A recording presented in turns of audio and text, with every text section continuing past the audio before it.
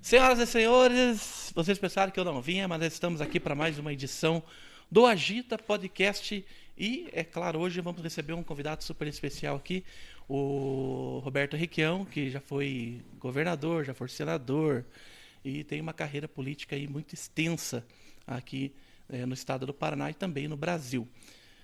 Roberto Requião, é um prazer te receber aqui. Muito obrigado por ter aceitado o convite e para a gente bater um papo sobre a política, né? Prazer é meu.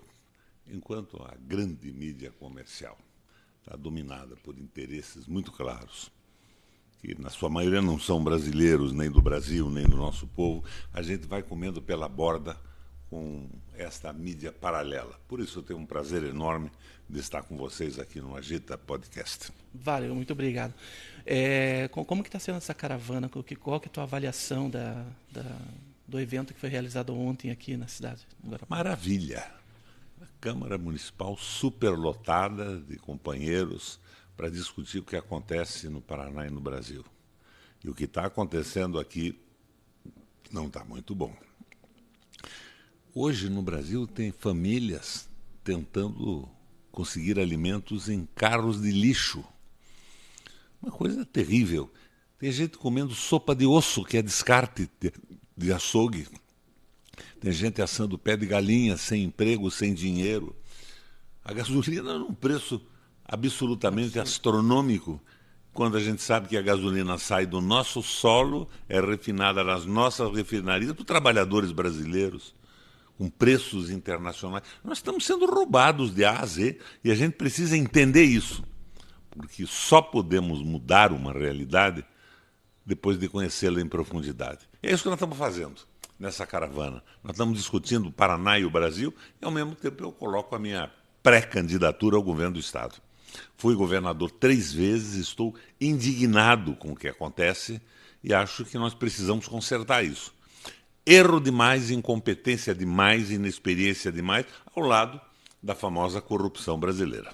E como que explica esses aumentos de combustível assim tão repentinos? Acho que eu não lembro na história do país um aumento tão... Não se explica. Não se explica, porque, na verdade, a gasolina aqui é barata. Ela é vinculada a preços internacionais porque venderam ações da nossa Petrobras para estrangeiros. Gente que não sabe nem onde fica o Brasil. É a mesma coisa com a tarifa de água e de luz do Paraná. A Copel distribuiu 1 bilhão e 400 milhões de dividendos para os seus acionistas. De onde é que saiu isso? Do sobrepreço, do roubo na tarifa de energia elétrica no Paraná. E essa gente, Dubai, França, Inglaterra, China, não sabe nem onde fica o Paraná.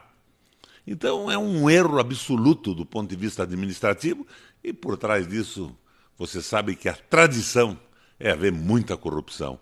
Eu fui governador, eu congelei a tarifa de energia elétrica do Paraná por 8 anos e era a mais baixa do país. E, ao mesmo tempo, construí 2 usinas. Construí aqui em Guarapuava e construí em Telêmaco Borba, 2 usinas de porte. Então, você veja, não tem necessidade, nós estamos sendo literalmente roubados. Isso prejudica o comércio, prejudica a indústria e não quero nem falar do que acontece com uma família que tem que pagar esse custo de energia elétrica. Uma das promessas de campanha do Bolsonaro foi exatamente isso, né? Privatizar, né? E até onde que nós vamos parar dessa... Daí fica pior ainda, né? Porque, na verdade, a Petrobras já está privatizada. São os sócios que estão exigindo lucros fantásticos de um governo que não se incomoda com a população. Mas não vamos nem falar no Bolsonaro, né? Bolsonaro é um caso psiquiátrico.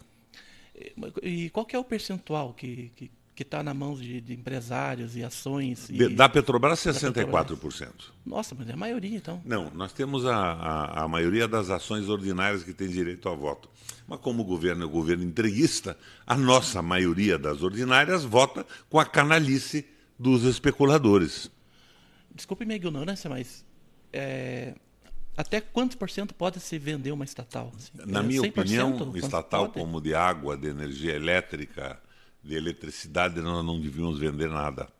Que são empresas criadas para servir a população. É monopólio, não tem concorrência, com qualidade e preços baixos. A Copel do Paraná, por exemplo, ela foi fundada em 1954 pelo Bento Munhoz da Rocha Neto.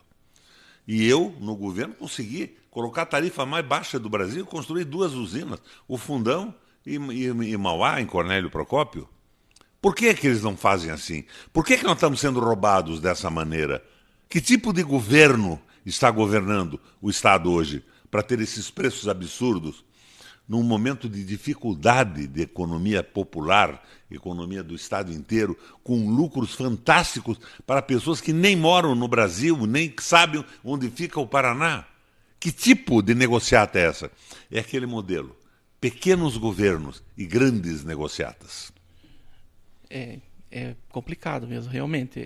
Agora, eu queria saber assim, perante a lei é permitido hoje você vender 100% de uma estatal, de uma empresa para ficar na mão de empresários? Eu, quando fui presidente da Frente de Defesa da Soberania Nacional no Congresso, eu mandei para cada embaixada acreditada no Brasil de outros países uma carta dizendo que no governo do Temer, agora no governo do Bolsonaro, e mesmo no governo do PT lá atrás, nós estávamos vendendo algumas coisas que não podiam ser vendidas. É como se eles estivessem comprando mercadoria roubada. E que eles, o dia que o povo voltasse ao poder no Brasil, iam ter que devolver isso tudo.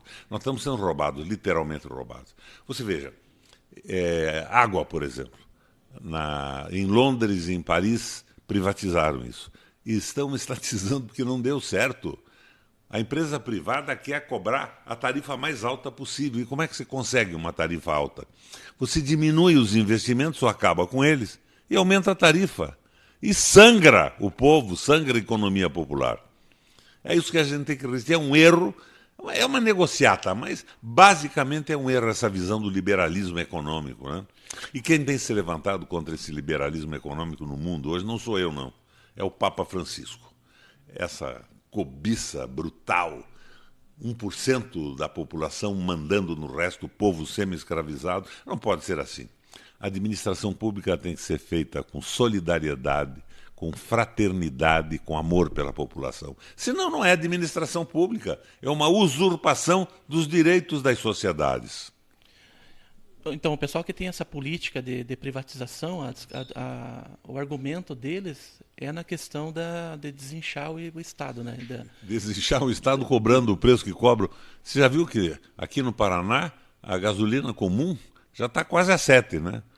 A especial está 8 e pouco, né? Até botei uma fotografia de um posto na estrada. Eu acho que sim. A Premium está 8 e pouco. Tem alguns lugares já que já... Então não tem nenhum cabimento. Saiu do nosso chão, refinada nas nossas refinarias. Isso é roubo puro e simples. Então, o pessoal tem que baixar o imposto estadual. Há 30 anos o imposto estadual é o mesmo. E a gasolina não tinha esse preço. Então esse argumento não... Não altera coisa nenhuma, porque eles vão cobrar o máximo sempre que puderem. Eles querem ganhar dinheiro à custa do Brasil. Porque está na mão do empresário. Só tem uma maneira de baixar, é derrubar o governo. Se baixar o Bolsonaro e o Rato, baixa o preço da gasolina. Você está mudando agora de partido, né? Você está mudando de partido, você está buscando ainda Já está fechado com o PT mesmo? Não. Como que está essa... Eu saí do PMDB porque o PMDB se transformou num partido de negociata política, nacionalmente e estadualmente. Estão trocando apoio por cargos, favores, emendas, e um partido não pode ser isso. Eu sou o fundador do PMDB. Você é fundador, pois é. Sou o filiado número 1 do PMDB do Paraná. Mas saí porque um partido tem que servir a população. Quando deixa de servir, ele não tem mais utilidade alguma. E nós estamos montando uma frente, 7, 8 partidos. Eu já tive convite do PSB, do PDT, de outros pequenos partidos, do PT também. E nós estamos fazendo reuniões multipartidárias, discutindo. Vamos montar um programa e daí, coletivamente, eu escolho um partido para entrar. Entendi. E daqui o senhor vai para onde? Daqui o senhor vai para continuar com essa caravana, né? Daqui de Guarapuava hoje? Daqui de Guarapuava. Não. Você sabe que a minha mãe é guarapuavana. E os meus bisavós estão enterrados aqui no cemitério. Então eu pretendo ir para Curitiba hoje, mas antes quero dar uma passada lá em homenagem aos meus bisavós guarapuavanos. Você tem raízes aqui em Guarapuava? Né? Em Guarapuava. Minha mãe é daqui. A minha família é dessa região toda. Eu tenho tios nascidos em Prudentópolis. O meu avô foi guarapuavano e chegou a ter um hotel em Prudentópolis. Um hotelzinho, no começo do século. Olha que legal. Então, mas fazia tempo que você não vinha para cá, né? Não, eu venho sempre agora, passo Ah, é? sempre por aqui. Qual que foi a última vez? Agora, antes da pandemia, não, eu fiquei praticamente Sim, a isolado, pandemia, né? como todo mundo, né? Ah, viu? E os caminhoneiros ameaçaram fazer greve de novo. Será que resolve isso? Quem? Os caminhoneiros? Isso é conversa mole. Greve de caminhoneiro é greve de patrão, é greve de empresa. O Os que tem por trás caminhoneiros disso? dizem, como é que um caminhoneiro vai fazer greve? Ele faz greve para de receber, a família para de comer. Não há muita possibilidade de greve de caminhoneiro. Agora, os patrões, sim. Os patrões fazem, mas fazem a serviço da direitona brasileira. Eles fazem greve contra o povo, provocando desabastecimento e tudo. Os caminhoneiros em si têm muita dificuldade para isso. Antes de eu te convidar aqui, que eu não sou muito da política, não é minha área a política. Qual é a tua área? Eu sou mais do esporte e do humor, né? Mas o que tem relacionado bastante assim ao seu nome é que o pessoal os professores adoram o teu governo, mas tem muito questionamento sobre pedágios. O que você tem a dizer sobre essa? O pedágio foi feito pelo Jaime Lerner. Mas por que relaciona o teu nome? Pois é, eu vi também Porque sobre isso. a canalha O que queria aconteceu? dizer que eu, que queria acabar com o pedágio, era responsável pelo pedágio. Daí dominaram a mídia. Eu entrei com 41 ações contra o pedágio quando governador. Em todas elas, o Ministério Público Estadual e Federal se manifestaram a favor dos concessionários e contra o povo e o governo. Daí um juiz dava uma liminar. E a liminar nunca ia a julgamento no Tribunal Pleno. Era o que os advogados chamam de liminares satisfativas. Eles não julgam e fica valendo. E hoje todos nós sabemos o que o roubo que é isso, né? 10 bilhões a mais pagando por obras não construídas. E o governo do Rato é o mesmo governo do Beto, é o mesmo pessoal do Jaime Neto. Então, há muito tempo, fui eu que interrompi isso. Eu não dei nenhum aumento do pedágio no Paraná. Era o juiz que dava. Os juízes estavam contra... Os juízes, não é um exagero, determinados juízes e promotores públicos, maciçamente, dizendo que eles tinham razão em aumentar a tarifa. E hoje eles estão de novo entrando na concorrência autorizada pelo Rato. Mas quero lembrar a você uma coisa. Eu fui candidato, a primeira vez, contra o Jaime Lerner, que tinha feito o pedágio. E eu denunciei o pedágio. Se esse contrato é um roubo, o preço vai ser rigorosamente um absurdo. Na véspera da eleição, o Lerner estava derrotado. Então ele, por decreto, reduziu pela metade o preço do pedágio. Enrolou a população e ganhou a eleição. Logo depois da eleição, os concessionários entraram com uma medida judicial. O juiz deu uma liminar dizendo o governador não pode mudar o acordo contratual. E o pedágio subiu 100% da noite para o dia e acabou sendo esse roubo que o Tribunal de Contas da União denuncia, que o Tribunal de Contas do Estado denuncia, que o próprio Ministério Público denuncia hoje. Uma ladroeira total. Eu acho que o Rato não vai fazer a concorrência do pedágio agora. Nem o Bolsonaro. Eles vão tentar fazer o que o Lerner fez lá atrás. Eles vão esperar a eleição.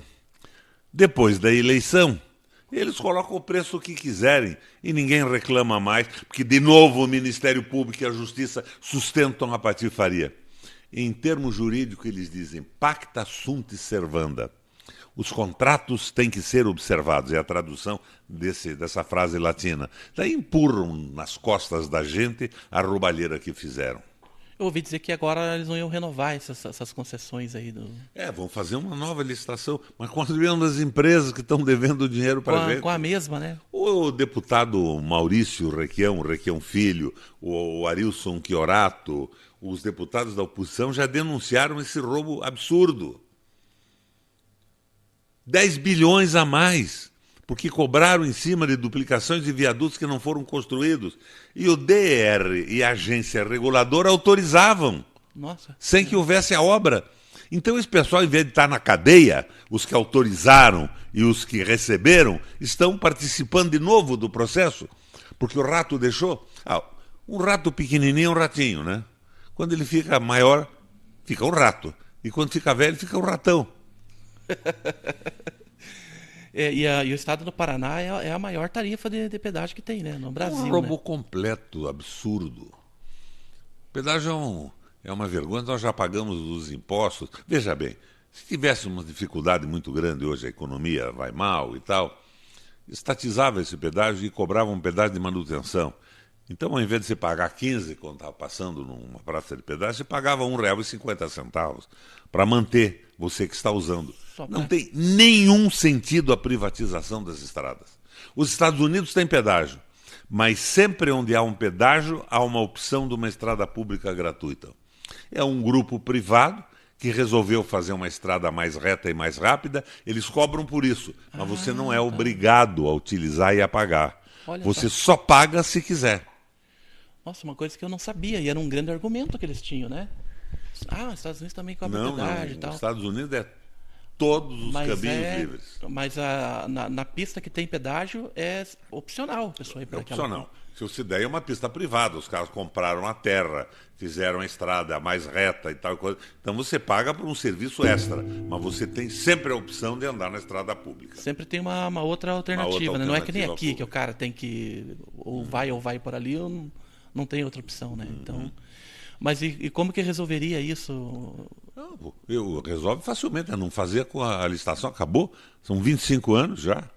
Se eu estivesse no governo, não tinha pedágio. E se tivesse pedágio, ia ser um pedágio público de manutenção. Agora, novas estradas, ampliações, com o dinheiro dos impostos que nós pagamos. Olha, não tem cabimento, é roubo mesmo, viu? E é uma coisa que vem de longe, né? Judiciário dando força, Ministério Público dando força e o governo. E você viu hoje que a acusação é do dinheiro que o pedágio pagou para comprar essa gente do governo. E é a mesma gente há muito tempo. Então o senhor está dizendo que se o senhor chegar na ser o governador novamente, o senhor vai... Pedágio público no máximo. Onde custa 15 vai custar 1. E se tiver um contrato, aí já não tem como, né? Se tiver contrato, fica complicado. Nós temos que ir à justiça de novo. Difícil, mas né? De repente vai aparecer juízes com coragem, seriedade e acabar com o roubo, né? Mas o Ratinho está prometendo que não vai fazer isso. Mas podemos confiar até quando? O Ratinho não vai fazer o quê? Ele já fez? Que não vai... Ele está admitindo que as mesmas empresas participem da nova concorrência? Da nova, tá. Então, porque eu sempre via notícias que Olha, ele era não contra, acredite nunca que um ratinho, quando crescer, se transforme num gato. Ele é um ratão ou uma ratazana. Tá aí, então. Tá aí a opinião do Roberto Requião aqui sobre... Não é uma opinião, é uma constatação. É uma constatação. Genética. Você pode imaginar que um ratinho se transforme num gato? Num cachorro? É difícil, não, né? Um ratinho é um ratão. Ratinho velho, um ratão ou uma ratazana. É genético isso. Não é um juízo de valor, é uma constatação genética.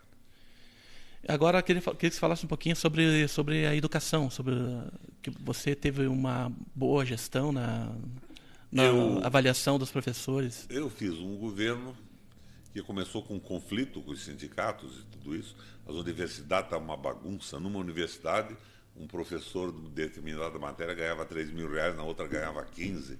Eram fundações universitárias. Eu unifiquei tudo isso, transformei em autarquia sob o comando do Estado e melhorei brutalmente investindo o dinheiro.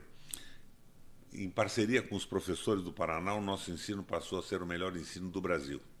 Eu não estou te dizendo que não deve ser melhor ainda, mas foi o melhor ensino do Brasil. E os professores eram parceiros do governo do Estado nessa melhoria de ensino. Criei a formação continuada dos professores. Os professores fechados numa sala de aula, imagine você fechado numa sala de aula com 40 crianças durante 25 anos. Você não pode renovar o seu conhecimento. Eu tirei o professor da sala de aula, pus na universidade por 1 ano, e depois 1 ano escola e universidade também. E dei uma melhorada na qualidade do ensino para os nossos filhos, os nossos netos, as nossas crianças. Foi sensacional. Acabaram com tudo, eles querem privatizar, transformar num negócio. Só filho de rico pode estudar. Você viu o ministro da Educação dizendo isso? Para que tanta universidade? Para que tanto professor? Não é possível. Essa gente tem que ser afastada do governo. Falou integralmente. Caramba. Ministro da Educação do Brasil. E aqui no Paraná ninguém sabe nem quem é o secretário de Educação. Importaram um empresário de negócios lá de Minas Gerais. Só faz bobagem, só comete erros e querem acabar e privatizar. Então o professor, de repente, se transforma no inimigo do Estado. Não tem cabimento isso. Nossa, coisa de ratinho. Mas ele falou com essas palavras? Falou que não... Com essas palavras. Brincadeira. Teve agora recentemente, acho que foi ontem ou anteontem, o afastamento do delegado lá, que é deputado. O Francisquini. Qual a tua opinião sobre Fake news, são mentiras ditas. Ele disse mentiras a respeito do processo eleitoral. Mas eu acho muito gozado. Então ele bateu no Tribunal Superior Eleitoral na campanha. Mas o Bolsonaro disse muito mais mentira que ele e continua presidente. Parece que, de certa forma, eu sou absolutamente contrário ao que fez o Francisquini. Mas o Francisquini vai para a rua e o Bolsonaro fica, tendo feito 10 vezes mais do que ele. Parece que não se suporta isso no direito, mas na corporação atingida pelo desaforo. Porque, na verdade, parece que foi o mesmo questionamento, né, sobre a urna eletrônica. Né? Que é o mesmo e o delito, Mourão no e o caso, Bolsonaro já foram liberados e o Francisquini foi defenestrado. Não estou dizendo que ele não mereça, mas por que o outro não? É verdade, porque foi o mesmo questionamento. Mas o que você acha dessa levantada de bola deles assim sobre tentar colocar em dúvida a urna eletrônica depois de tantos anos? O primeiro projeto que mandava colocar uma pequena impressora em cada urna eletrônica, que imprimia um selinho, que você podia ver o que estava escrito, se apertava o confirme, você sabia no que estava, caía dentro de uma urna indevassável. Fui eu e o Brizola que fizemos. Ah, não sabia. Não. Eu sou autor. Nem se falava em Bolsonaro ainda, foi no meu primeiro mandato do Senado. Eu acho o seguinte, eu não estou dizendo para você que as urnas foram violadas, mas elas podem ser violadas, porque elas são programadas por 7 ou 8 pessoas.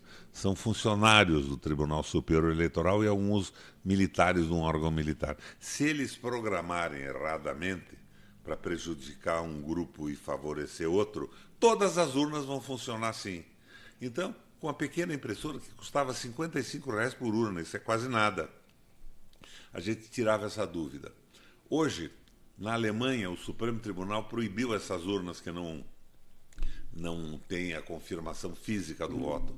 A Índia proibiu também. E os Estados Unidos não precisou nem o Supremo Tribunal proibir. Eles já não fazem assim. Pois é, mas qual seria a objeção de não colocar o voto impresso? Eu não sei qual é a objeção dele. Parece que tem uma espécie de uma nova congregação, uma seita da urna sagrada. Eles são adoradores da urna. Eles acreditam nela com fé e duvido. Não é possível. Então, é que eu quero chegar aonde? O Francisquini mentiu muito. Ele fez 427 mil votos no Paraná e ninguém sabia quem era o Francisquini. Foi com fake news, com agressão, contando mentiras e tal e coisa. Mas por que os outros não? Será que não estão mentindo seletivo, aqueles que então? dizem que a urna e o sistema é absolutamente inviolável? Por que os Estados Unidos, a Alemanha e a Índia dizem diferente disso? E eu fiz esse projeto. Agora, sabe o que aconteceu com o meu projeto? Foi aprovado na Câmara e no Senado. O Fernando Henrique sancionou. No meu primeiro mandato, ele era o presidente. E depois, ele foi modificado por uma lei do Azeredo, que era senador e ex-governador de Minas Gerais. Afastaram essa possibilidade. Então, eu quero dizer a você que pode sim ser alterada na programação geral a eleição majoritária. Ninguém vai alterar a votação de um vereador de Guarapuava.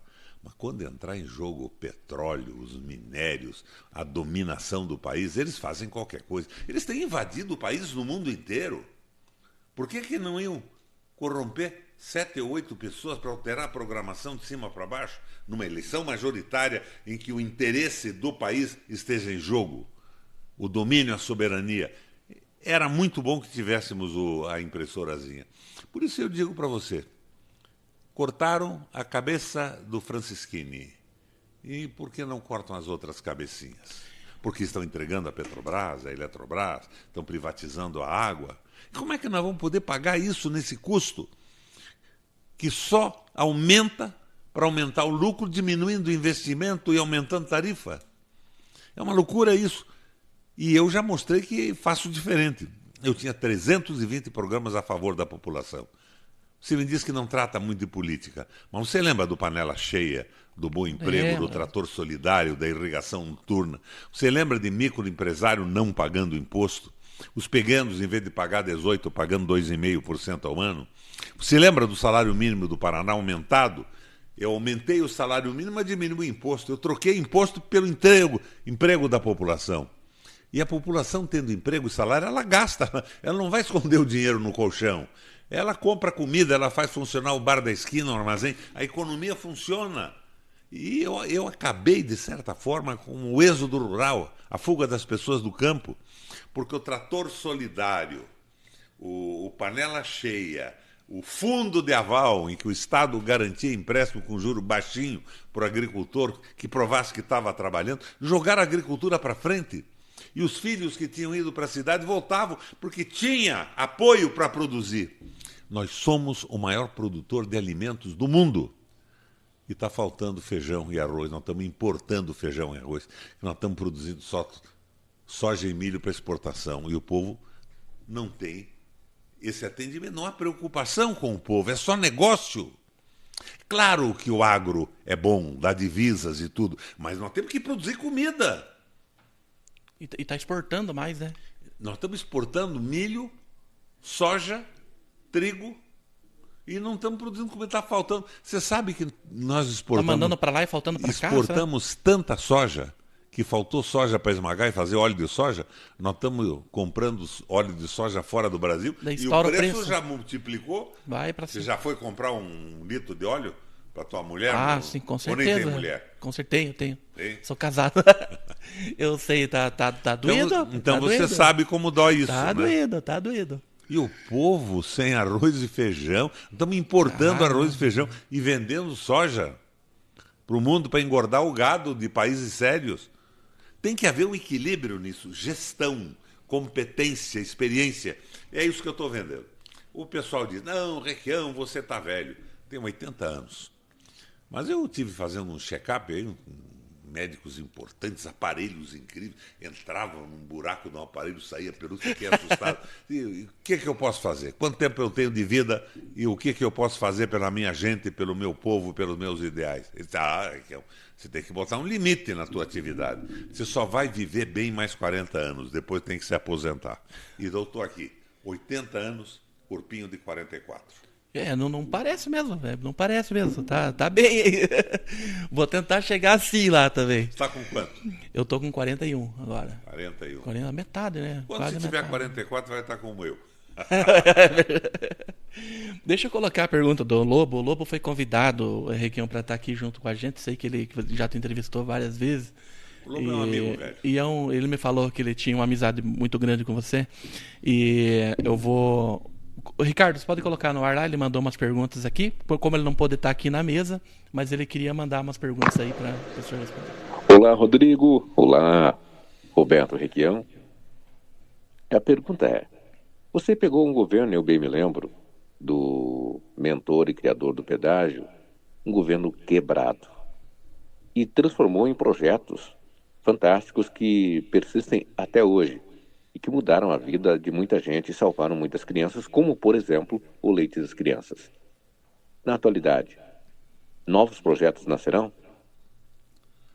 Lobo, o Leite das Crianças é um projeto múltiplo. Nós não tínhamos vaca leiteira em número suficiente no Paraná. Então eu fiz um acordo com o Uruguai e com a Argentina. As nossas vacas, o pessoal brincava, é vaquinha do PT, dá 5 litros de leite por dia. Eu tenho lá. É uma brincadeira besta, né? Mas a vaca uruguaia e argentina, que eram as holando-argentinas, eram uma genealogia desenvolvida na América do Sul, consumindo 1 quilo de concentrado, elas nos davam um mínimo e uma média de 20 litros por dia. Então, eu importei 100 mil vacas da Argentina e do Uruguai, que a gente chamava de vaquilhonas. E eu treinava, através da Emater, do IAPAR, da nossa Secretaria de Agricultura, treinava os pequenos proprietários na manutenção de silagem, técnicas de alimentação e tal, para que eles pudessem produzir.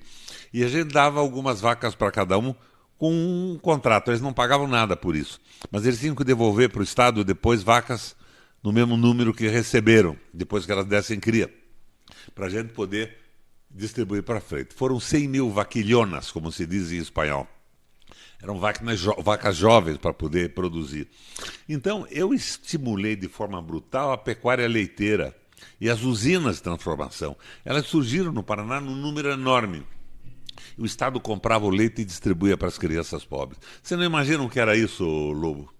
Eu lembro que, às vezes, eu chegava num aldeamento indígena ou numa comunidade pobre do interior do Paraná, as crianças pareciam doentes, remelentas, meleca saindo do nariz, magrinhas.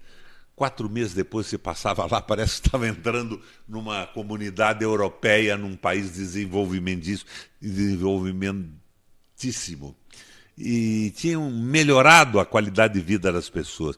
Então eu estimulei a alimentação das crianças, que é fundamental, distribuindo leite para as crianças pequenas no momento que elas precisavam disso, a pecuária leiteira e as usinas que existem por aí, maravilhosas, que existem até hoje. Então foi esse projeto. Eu peguei a Copel com 340 milhões de prejuízo por ano. Se lembra que o Lerner tentava... O Lerner, Beto Richa, Rato, esse pessoal todo, tentavam vender na Bolsa de Nova York. E só não conseguiram vender porque o Osama Bin Laden explodiu aquelas torres gêmeas e a Bolsa não funcionou. Daí eu ganhei a eleição. Botei a Copel a funcionar. Como? Eu não sou mágico. Eu acabei com o trambique, botei na rua os ladrões, acabei com os superfaturamentos terceirizados. E logo no primeiro ano, ao invés de um prejuízo de 340 milhões, eu tive 1 bilhão e 300 milhões de reais de lucro. Daí eu criei a energia gratuita para os mais pobres, tomar um banho quente no inverno, evitar uma pneumonia. Eu estava economizando na saúde também, porque a pneumonia ia fazer o Estado gastar fortunas no sistema hospitalar. E eu consegui, desta forma, proibindo o aumento da energia elétrica naquela crise de 2007 e 2009, quebrou os Estados Unidos, Lehman Brothers e tudo. E, em vez de mandar para fora para os acionistas privados, eu distribuí, diminuindo a tarifa, eu botei 1 bilhão e 300 milhões por ano em circulação no comércio. As famílias não pagavam o absurdo das tarifas abusivas, mas gastavam no botequim da esquina, na mercearia, e a economia rodava naquele círculo virtuoso. Fácil! Basta ter solidariedade, identidade com o povo e fraternidade na administração. O que veio depois foi esse horror e acabou com uma ratazana no governo. Olha, não é por ser ratazana, viu? Eu, pessoalmente, até simpatizo com o Ratinho. Eu tenho relações com o velho, o pai dele. Eu tenho um Jeep 51 que o pai dele me deu de presente. Ah, é? Estava abandonado numa fazenda dele. Eu vi um dia, eu te dou, e me mandou lá. E eu consertei, tenho até hoje. Você tem essa paixão por carros antigos? Assim? Eu tenho alguns. Eu tenho um Fordinho 28, tenho esse Jeep 51. Que legal. E tenho um Jaguar velho, tenho um Audi RS4, que é um foguete, aquele Audi. Teu preferido esse? Hã? Teu preferido? Não, porque é mecânico e é rápido demais para as nossas estradas. Ah, é? Você fica tentado a acelerar, mas tenho. E qual que é o teu preferido lá? O meu preferido é um Passat velho, aquele Passat alemão velho 2000, que hoje deve valer o que no mercado? Uns 15 mil reais, mas é uma maravilha de um carro. Vou te fazer uma pergunta nada a ver, assim, mas é uma curiosidade minha. Que time você torce? Eu não sou muito Não é de futebol, não é muito. Quero dizer a você que o Atlético Paranaense foi fundado por 2 antepassados meus. Ah, é? Olha que curiosidade. O coronel Wallace de Melo e Silva, que é um sergipano que é meu avô, pai do meu pai, e um Requião, um Antônio Carlos Requião, que era tio da minha mãe. Fundadores do Atlético Paranaense. Agora eu, quando era guri, eu joguei no Britânia. Você me pergunta se é bom de bola? Eu era bom de chute, de quebrar o adversário. Que posição você jogava? Nunca fui muito... No Britânia. No time britânico. É, back do Britânia. Era back? Eu chutava mais os adversários que a bola. Chutava até arquibancada. Mas você tem essa energia mesmo, a gente vê nos teus discursos e até mesmo em polêmicas que você já se envolveu, assim, muito pelos ideais também, né? Claro. Quando o pessoal... A vida tem que ter sentido, tem que fazer alguma... Olha, eu já fui comerciante, eu já fui industrial, Mas de repente eu parei e pensei, mas Roberto, o que você vai fazer com a tua vida, o para a talento, sociedade, né? para os teus filhos? Eu hoje estou duro. Você sabe que eu estou aposentado. Eu ganho R$ 3.072 por mês pelo INSS. Não tenho aposentadoria de governador, de senador, de prefeito, nem de deputado. Porque eu me dediquei de corpo e alma a fazer o que eu acreditava, a tentativa de mudar o mundo. E é uma tradição familiar. Já é de... Os meus bisavós lutaram na Confederação de Educador do Frei Caneca, lá no Nordeste. E estivemos sempre na política, mas sempre nesse sentido de garantir os direitos dos menores. Quando eu assumi a primeira vez o governo do Estado, eu disse, o meu governo vai ser o governo da Carta de Puebla. Opção preferencial pelos pobres. E fiz, sabe com quanto de apoio eu saí do governo do Estado? 87%. E de repente eu perco uma eleição para o Senado porque fui caluniado pelas mentiras da internet, as fake news, e elegem um ourivisto que nem morava no Brasil, parece que estava morando na Alemanha. Esse Francisquini fez 427 mil votos, ninguém sabia quem era. Foi uma virada, uma tapeação, e deu no que deu. Estão entregando petróleo, o preço da água, da luz, do petróleo, impostos brutais, salário diminuindo e direitos desaparecendo da população. Olha, eu sou um mestiço brasileiro. Você tem um jeitão meio alemão, né? Exatamente. Eu sou descendente de alemão. Os meus bisavós alemães estão enterrados aqui no cemitério em Paranaguá. Quero sair daqui e fazer uma visita em Guarapuava. Eu quero sair daqui e fazer uma visita ao túmulo deles. Sou descendente de português, de espanhol, brasileiro antigo. Mas sou descendente também de negro e de índio. Eu sou um brasileiro de verdade. E eu ia te perguntar um negócio que me fugiu aqui agora da cabeça aqui. Ricardo, põe... não. Ficou um restício ali da pergunta do Lobo. Se tem novos projetos referente a esse do leite? Claro que tenho novos projetos. Eu quero fazer o que eu fiz melhor, com mais experiência. Eu, nos últimos 2 anos de mandato no Senado, eu fui presidente do Parlamento Europeu Latino-Americano com sede em Bruxelas. Eu tinha contato direto e pessoal com os administradores do mundo, com tudo que as economias fizeram, o que deu certo, o que deu errado. Eu fui presidente das seções brasileiras do Parlatino e do Parlasul. Eu tinha uma sede no Panamá e a outra em Montevidéu, no Uruguai. Eu aprendi muito. Eu vou fazer o que eu fiz melhor. Agora, o fundamental é ter identidade com a população, é fazer o que o povo precisa, ter um governo fraterno, um governo que tem amor pelo povo. Você não pode estar nesse jogo desta luta pelo enriquecimento. Eu podia ser um cara extraordinariamente rico hoje, mas eu tenho 80 anos com vontade de continuar trabalhando, aposentado com R$ 3.072 por mês, e estou muito mais satisfeito do que se eu fosse um cara rico, fechado nos seus próprios interesses, e não estaria nem aqui conversando com você com a idade que eu tenho e com essa resistência física que é em função do que eu ainda tenho que fazer, do que eu posso fazer no Paraná e no país. É isso aí, tem mais uma pergunta aqui, ó. Vamos ver lá. O pessoal está perguntando, né? Pode mandar perguntas ao vivo aqui. Não sei se dá tempo de a gente responder todo mundo, mas um pouco a gente responde, né? O senhor responde para nós. Pergunta, opinião do Requião. Atraso no reajuste. Você vê, funcionalismo no governo. tem atraso no reajuste do funcionalismo. Mas o Rato e o Beto Richa, o Rato colocou no orçamento do ano que vem uma renúncia de 17 bilhões de reais no imposto a ser arrecadado em favor de empresas, provavelmente essas multinacionais todas que não vão pagar imposto. Não tem cabimento, isso é corrupção. E eles não dizem quem são as empresas, que é sigilo fiscal. Isso é um roubo.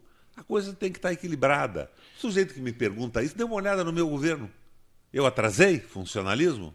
Eu reajustei plano de cargo e salário de professores, dos funcionários públicos. O funcionário público que recebe um salário razoável gasta na economia, faz funcionar o mercado, as pequenas lojas, a nossa indústria. É assim que funciona.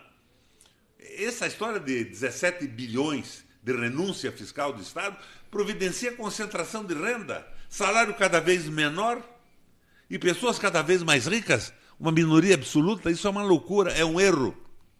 E não sou eu só que respondo isso, é o Papa Francisco.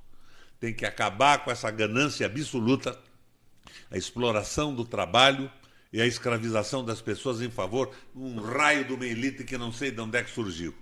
Eu acho que o policial militar, né, que está com esse reajuste defasado, né? Todo O funcionário Miguel tá. Rodrigo Stader que perguntou. Agora aqui. o Exército não está, né?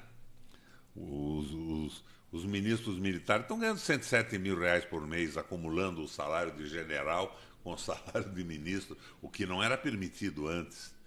Eles estão bem. Eu vi que a despesa do Exército e do Ministério do Exército em Brasília, naquela churrascaria Fogo de Chão, foi 80 mil reais. Nossa. Vão comer churrasco assim lá na puta que Mas pariu. se você for ver também o preço que tá a carne, viu? Não é um absurdo. É picanha de ouro. É só 80 mil pra você comer carne hoje, viu? Não tá fácil pra ninguém. Tem mais alguma pergunta lá, Ricardo? Eu acho que tem mais uma pergunta lá pra nós. Eu não sei qual que é o teu tempo, mas... o jornalista Márcio Mello, conhece o Márcio Mello? Não. É repórter e... Governador Roberto Requião, eu... Fugiu o áudio Às aqui. vezes, quando Roberto Requião, eu tive a honra de estar com o senhor muitas vezes, tô quando lembrando agora. eu comandava programa em Maringá. Quantas viagens nós fizemos juntos, e eu aprendi muito com o senhor e tenho um respeito e um carinho muito grande pelo Roberto Requião.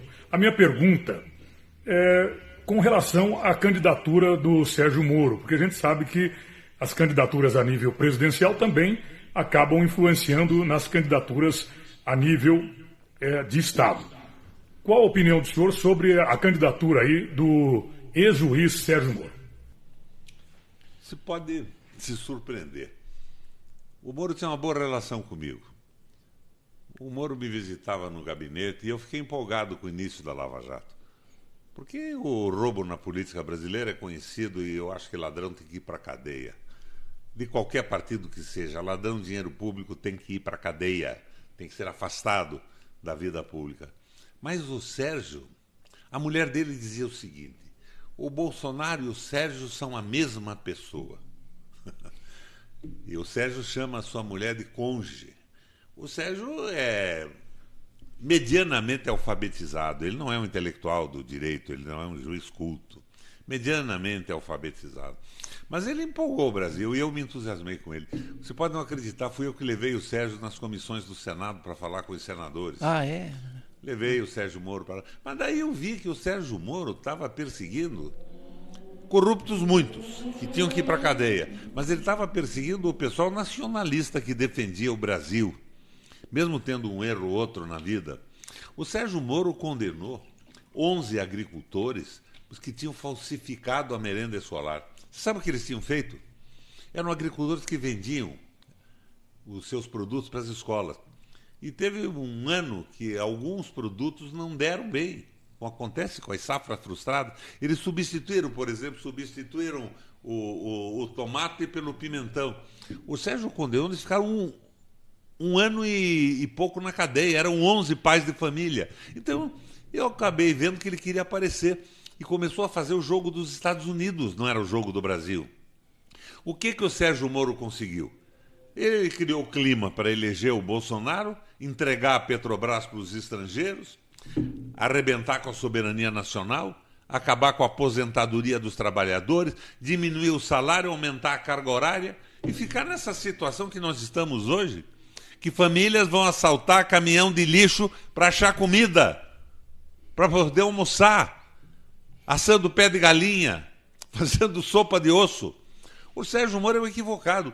E ele hoje está foragido nos Estados Unidos, está fugido lá, autoexilado.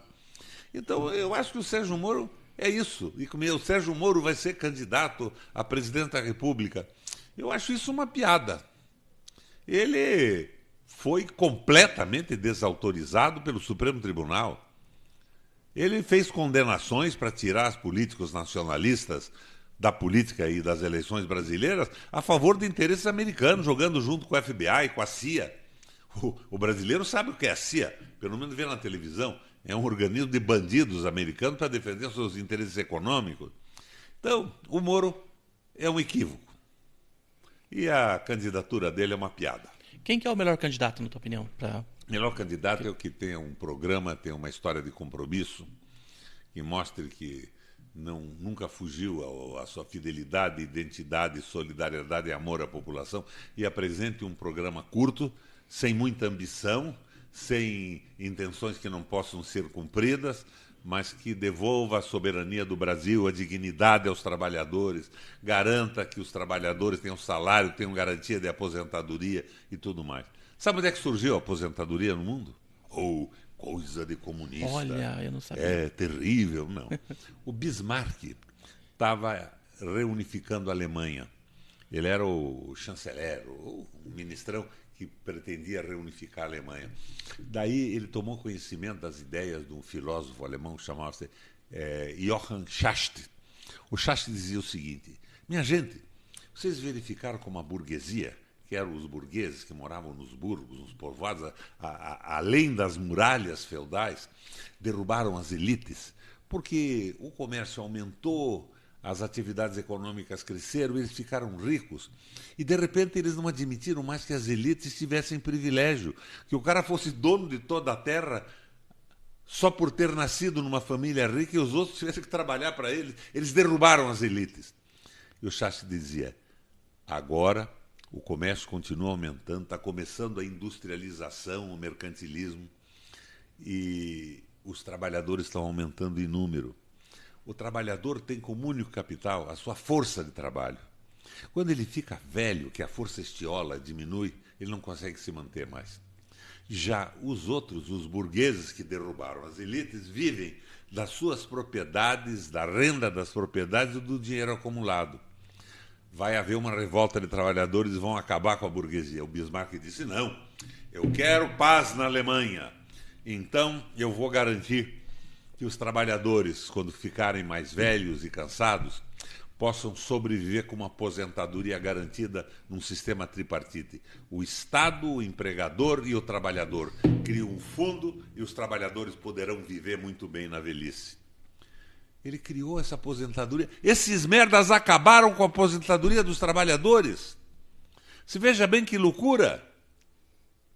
É um erro total. E quem se revolta contra isso não é comunista, é o Papa Francisco, que apesar de ser argentino é um cara porreta. Muito bem. Tem mais uma lá, Ricardo? Já estamos com o horário que eu prometi com eles aqui, já quase estourando. O doutor Emerson, advogado. Boa tarde, meu nome é Emerson Oliveira, sou advogado aqui em Guarapuava e tenho uma pergunta aí para o nobre convidado. Recentemente, em uma entrevista, o senhor declarou que largou de todas as suas formações para se dedicar à vida política. Além das formações como advogado, o senhor trabalhou, inclusive, como jornalista. Eu gostaria de saber qual a sua opinião referente aos acontecimentos recentes com as prisões de pessoas do ramo, que estão sendo reprimidas pelo simples fato de emitir sua opinião. Eu gostaria de saber qual é a sua opinião sobre esse caso. Olha, eu sou um crítico dos abusos do judiciário. Eu sou autor da lei de abuso de poder. Eu aprovei essa lei no Senado, na Câmara, e ela foi sancionada com alguns vetos que não prejudicaram muito o texto final, até pelo Bolsonaro. Mas eu não considero exercício da profissão um sujeito dizer agora: eu detesto esse advogado, eu vou acabar com ele, vou estuprar a mulher e a filha, vou assassinar essa família. Isso não é direito de liberdade de expressão. Em termos, mas eu mesmo agora há pouco no programa disse, você deve ter acompanhado, que eu não entendo bem como é que o Francisquini pode ser caçado por ter mentido na mídia, na televisão, nessa mídia paralela, e o Bolsonaro, que fez 10 vezes mais do que ele, é absolvido de forma completa. Então parece que são interesses das corporações. Nós temos que botar uma ordem nesse problema. Mas veja bem, esses caras que abrem um Facebook, um programa qualquer da internet e passam a mentir de uma forma sistemática, eles não são os jornalistas, são picaretas que estão passando informações fraudadas. Eu perdi a eleição para o Senado, lembra disso, companheiro advogado? E eu uma semana antes, era cumprimentado pelo Ibope, que seria o senador mais votado do Brasil em relação aos eleitores do Estado. E eu perdi, porque compraram chips de telefone 5 mil, 10 mil, e diziam que eu tinha 5 aposentadorias, que eu ganhava milhões de reais por mês.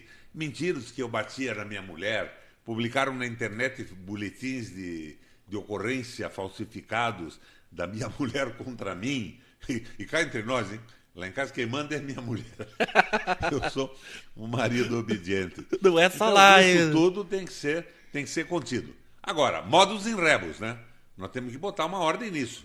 Um juiz não pode simplesmente punir porque não gostou do que o cara disse sem base legal. Nós temos que começar a pensar nisso, e leis como a que eu fiz de abuso de autoridade têm que ser cumpridas. Eu sou advogado, eu sou jornalista, eu sou planejador urbano formado pela Fundação Getúlio Vargas e fiz também, como parte do meu curso na PUC, na antiga Faculdade Católica de Filosofia, eu fiz uma matéria, um curso de teologia. Esse aspecto santo que você vê quando olha para mim é em função do curso de teologia que eu fiz na Faculdade Católica de Ciências e Letras. E hoje eu me entusiasmo mesmo com as ideias cristãs, evangélicas do Papa Francisco e de tanta gente que acredita na evolução da sociedade humana e no predomínio de uma fé baseada no amor e na fraternidade.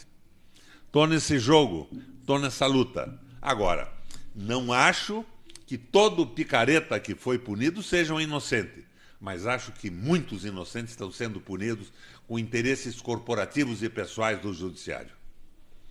Muito bem. Vamos lá, mais uma pergunta para nós poder liberar nosso convidado. Eu acho que tem mais uma lá que eu tinha. Mais uma do Roberto Lima aqui. Bom dia, senhores. Considero os governos Requião como os melhores do nosso estado. Tenho uma pergunta ao Requião. Em seu governo foi implantada a tarifa mínima da água na Sanepar, 10 metros cúbicos. Hoje diminui para 5 metros cúbicos e o valor é o mesmo. Requião, qual a sua opinião hoje a respeito da tarifa mínima da Sanepar, justa ou injusta? Quando eu assumi o governo, eu tratei a Sanepar como uma empresa do povo do Paraná. Nós estávamos numa crise econômica brutal, as pessoas não conseguiam pagar a conta de água, de luz, não tinham salário, havia um desemprego fantástico. Então eu botei a Sanepar a funcionar para a população. Pessoas que não conseguiam tomar um banho quente, com eletricidade gratuita, num dia frio de inverno do Paraná, inverno aqui de Guarapuava, é para arrebentar. Acabavam contraindo uma pneumonia, acabavam nos hospitais e tudo mais. Então eu resolvi colocar a Sanepar a serviço do povo. Mas mesmo assim continuei fazendo investimentos brutais. E eu congelei a tarifa de água para toda a população. Não foi só a tarifa social dos 10 metros cúbicos, num precinho bem barato. Foi a tarifa para todo mundo. E a Sanepar deu lucro fantástico, tanto que nós expandimos pelo litoral, fiz investimentos pesados aqui em Guarapuava. Guarapuava tem hoje a população inteira com água tratada e 70% servido de água e esgoto. Foram investimentos possíveis com que a Sanepar faturava. Os militares criaram essas empresas, empresas estaduais, com subsídio cruzado. O que é subsídio cruzado, Roberto Lima? Você ganha algum lucro numa Sanepar, numa cidade como Curitiba, que tem um número muito grande de usuários pagantes. Mas você pega uma pequena cidade do interior, ela não gera recursos para produzir água tratada e esgoto tratado para a população, que sai muito caro. Então você pega o dinheiro que está sobrando na grande cidade e aplica na pequena. E a pequena cidade vai crescendo e vai se transformar também numa cidade razoável que vai viabilizar o custeio do saneamento básico e do tratamento da água. Eu fiz isso. Eu pus a Sanepar a servir a população. Agora, esses canalhas que dirigem essas empresas hoje dizem o seguinte: a Sanepar é uma empresa do mercado, não é uma empresa social. Vão à puta que o pariu! A Sanepar tem que servir a população. Ela tem que evitar as doenças com o tratamento do esgoto. Ela tem que ter água tratada para evitar a contaminação e as doenças estomacais. Não tem nenhum cabimento o que eles estão fazendo. Eles estão servindo a poucos. Isso é bíblico. Não se pode servir a Deus e a Mamon. E Mamon, na Bíblia, é uma palavra hebraica que não quer dizer nem outro Deus, nem outro diabo. É dinheiro. Não se pode servir a Deus e ao dinheiro. Não se pode servir ao lucro do mínimo de acionistas ricos do mundo e, ao mesmo tempo, explorar a população. É uma coisa lógica, está errada a administração. Esses erros têm que ser corrigidos. É isso que me entusiasma para participar de novo na política, com a experiência que eu adquiri em função dos cargos e posições que eu ocupei no Brasil e no mundo. É isso aí, respondido aí ao Roberto Lima, obrigado por ter mandado a pergunta, obrigado também aí ao Rodrigo Stadler, que mandou também, o doutor, o Lobo, o Márcio Melo. Eu acho que tem mais uma do Ivansky, que ele mandou para mim e eu mandei para você ali hoje de manhã. A última aqui, né? Bom dia, Rodrigo. Bom dia, Requião. A minha pergunta para o Requião seria em relação às praças de pedágio. Estamos acompanhando o fim dessas concessionárias e muitas das obras não foram realizadas por elas durante todo esse tempo que são responsáveis pelas concessões aqui no Paraná. Algumas rodovias, como a 277 aqui na entrada da cidade de Guarapuava, algumas obras estão sendo realizadas pelo próprio governador, pelo nosso dinheiro, e essas empresas não realizaram o que seria competências dela.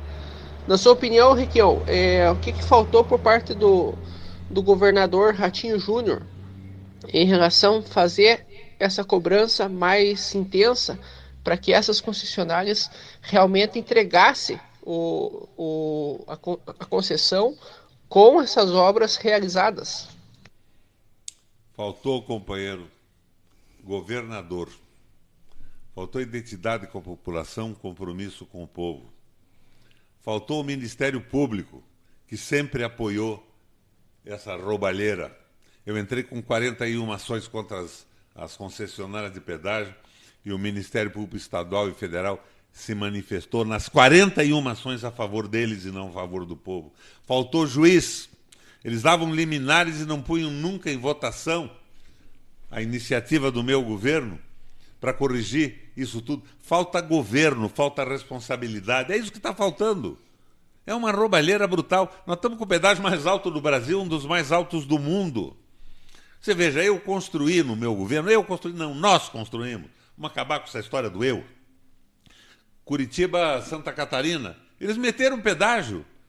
Eu fui a Cascavel algumas vezes e vi que a mortalidade, principalmente de estudantes entre Toledo e Cascavel, naquela via única, era enorme. Eles estudavam numa escola de Cascavel, morando em Toledo, numa escola de Toledo, morando em Cascavel. Eu dupliquei. Eles estão mandando botar pedágio. Agora, não se iluda. Eles só vão colocar o pedágio depois da eleição. Eles querem dar o golpe do Siri sem dedo e enganar mais uma vez a população. É isso aí, respondido. A gente já tinha falado, na verdade, sobre pedágio, mas o Roberto Requião respondeu novamente aqui. Quando eu te convidei para vir aqui, o pessoal falou assim, e daí a gente postou lá e divulgou, o pessoal falou assim, olha, o homem lá é bravo, hein? Aí eu fui dar uma pesquisada e tal, mas não é bravo, cara. Às vezes é um cara que te provocou, eu também sou assim. Todo mundo é assim, né?